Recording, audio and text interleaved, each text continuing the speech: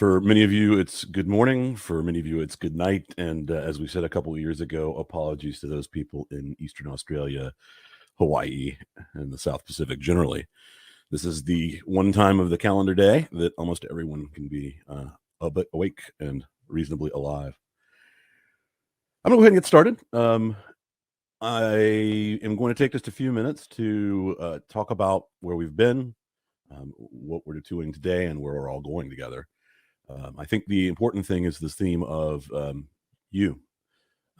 We built something very cool that we spent a lot of time and effort delivering, and it was something that we turned over to the world. And this is the second anniversary of the last major step before it really was no longer ours and became yours.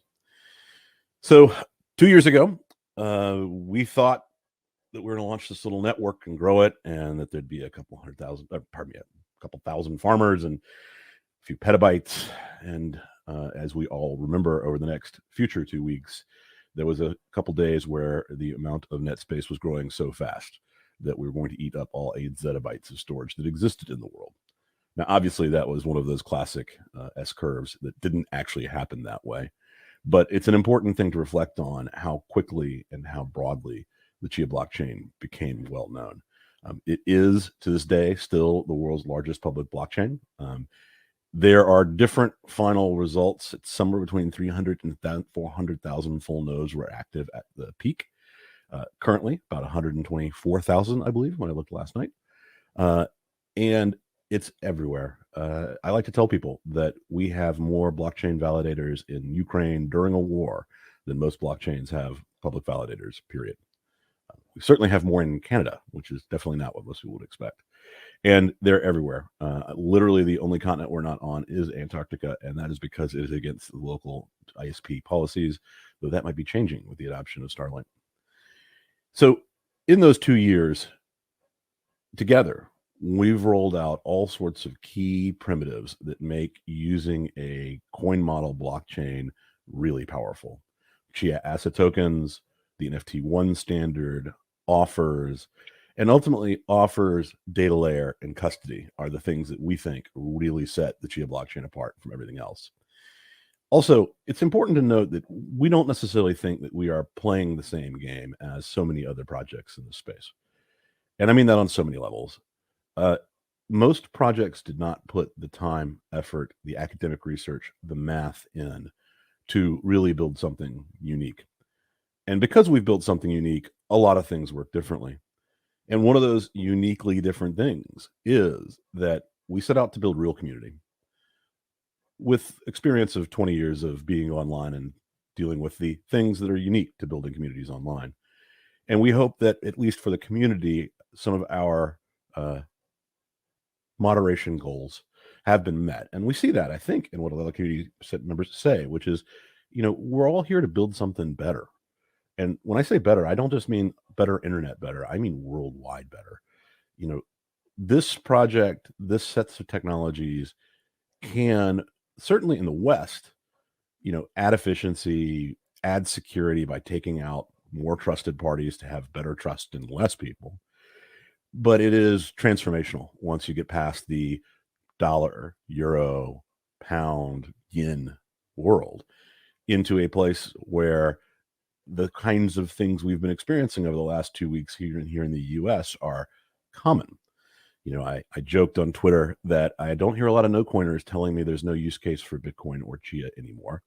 And Chia relentlessly making blocks and Bitcoin relentlessly making blocks last weekend when people weren't sure whether their accounts were available, whether they could transact. It's a powerful statement. And that also gets me to another thing that is very relevant right now. Many of these technologies get adopted much faster than people expect.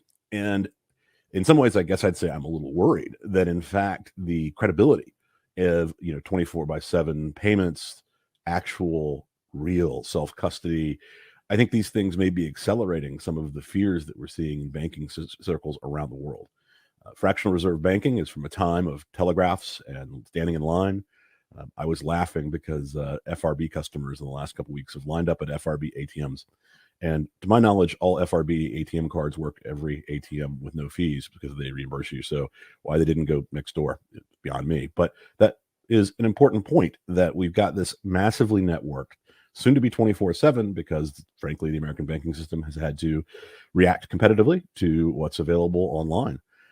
And in any ways, I think this instability is a harbinger of a significant change that blockchains are driving, that really are about empowering individuals to make decisions and be aware of their environment in a way they haven't been before.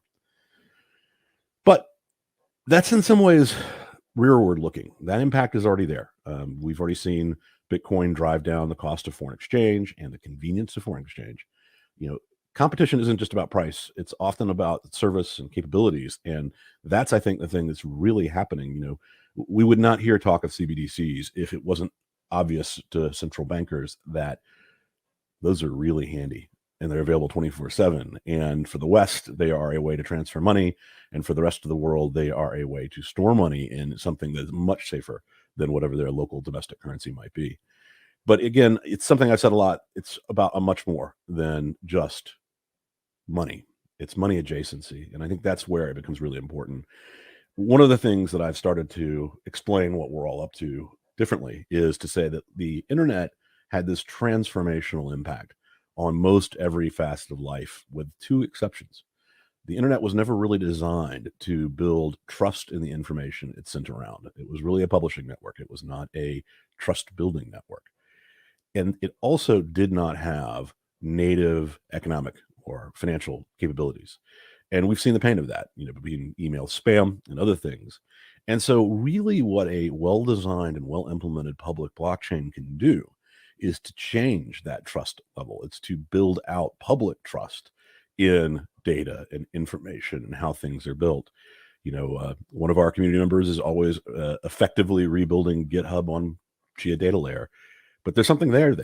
And the reason I say there is, right now, like it or not, GitHub, we have to trust Microsoft. To date, Microsoft has been a pretty good, benevolent dictator, but ultimately we're talking about very politically charged technologies, very politically charged cross-border impacts. We may not want to have Microsoft be the arbiter of what people can say or what people can code or what elements went into the LLM. In that light, and looking at you, we're building some amazing things, and we're going to build the things we believe that you will use to build things none of us have ever seen before. Whether it be the, quite hilarious Seed Snap capturing, creating, minting an offer file, and making NFTs immediately available to everybody. Things like 3D camera capture off your iOS phone to immediately create an NFT.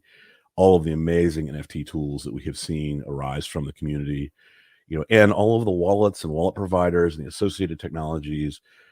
One of the neatest things is that when you launch something, a dApp, an NFT project, an asset on the Chia blockchain, you inherit the entire ecosystem of tradability, of offer capability, of composable offers. Just even stopping and reflecting that we now have the ability for individuals or governments to trade with each other with no escrow agent, no third party, and only trusting BLS signatures and no one else. It's a really powerful, powerful change. So I guess what I would say is that in mostly 2 years of crypto winter, we have continued to build as a community, to attract the best of other communities, to remain inclusive, and I mean that in the most honest sense of that word, which is come, learn. You are welcome here. If you don't understand it, we haven't done a good job explaining it to you, and we want to. All we ask is that you behave well, that you understand we're building something enduring. It is not Win Moon. It is not Win Lambo. But once in a while, a Win Roadster we'll accept.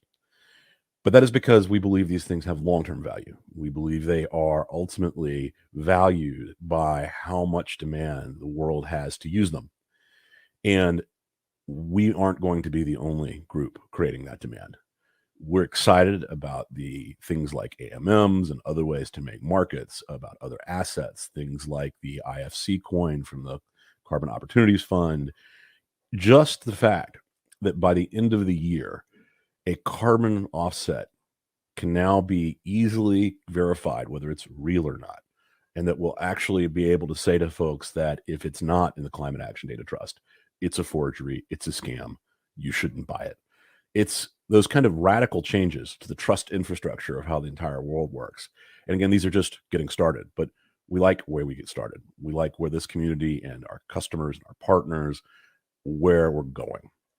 And way we are going is someday, I believe we can have 1 million validators.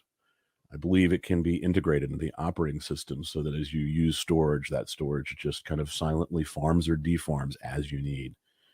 We're excited about the fact that the technology is taking us toward things like SSDs and even less annual power usage while remaining the most secure blockchain in the world.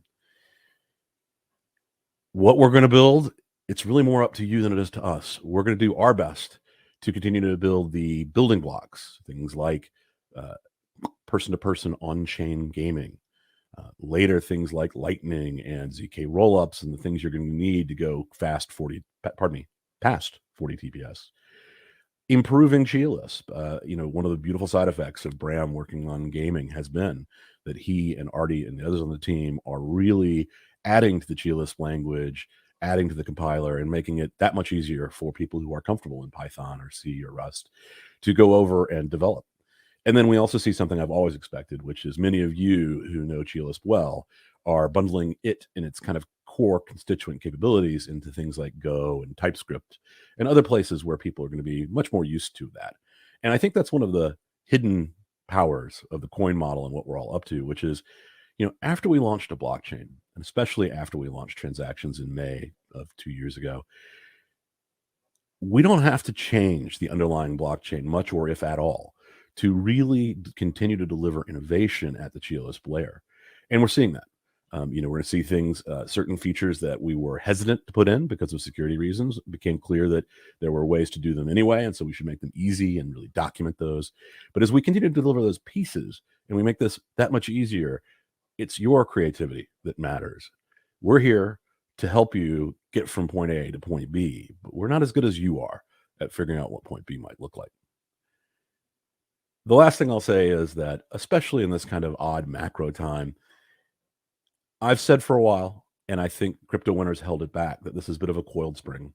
This is a project that when people look, they realize, wait, there is a set of solutions to the vast majority of the problems that we have seen to date in the crypto infrastructure.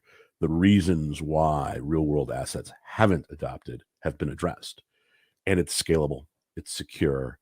We all know how it's going to build forth, and that there's trust and confidence in this vision that we can build something real that's positive for humanity, that's got a positive culture, that really is trying to deliver the individual liberty and freedom that blockchains, digital assets, distributed applications really stand to offer. I believe we can move from surveillance capitalism to trust capitalism, and I believe we can do it very quickly. But that only happens with all of you. Happy second birthday, everybody. It's been a long road from a few folks on a Zoom and me gabbing then too long to hit the button a little late to this beautiful, big, bad public blockchain that none of us control, and it just relentlessly runs on and innovates. Thank you to everyone in the Chia community. I would try to name names, but there's so many people that I cannot possibly remember you all. But I want you all to know how impressed we are with what you do, how important it is for us to support you, and how awesome it is to have built this kind of community that welcomes in the best of everyone else, that gives people a land beyond the scam, where you can actually be innovative, you can build something for the good of humanity, and we all get to do it together. Happy birthday, everybody.